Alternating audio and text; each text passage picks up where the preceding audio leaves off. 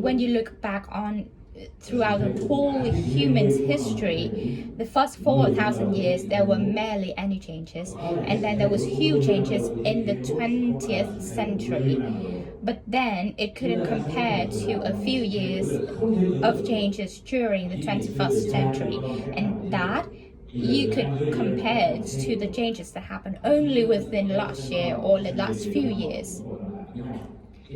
And you imagine, even with children, if you bear children consecutively, then they could be friends. But if they are more than maybe 5 years apart, they couldn't really relate to each other. Why? Because the world is changing so quickly.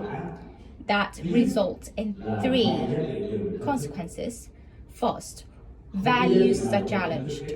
All of the values are challenged. Second, a lot of norms are turned upside down. And finally, lots of beliefs was crushed. Lots of the things that we thought of as inevitable, as truth. Your boss say a few things to you, you thought that that was wonderful, but then a few weeks later, a few months later, you thought that, oh, that's not relevant anymore. Or you work with a teacher, a few weeks ago he was relevant, but now he's not anymore. This is the era, this is the context where truth changes all the time. We don't know who is right and what is right anymore. That context made us nervous and were lost. There are standards, there are norms, there are beliefs established for thousands of years that is now challenged.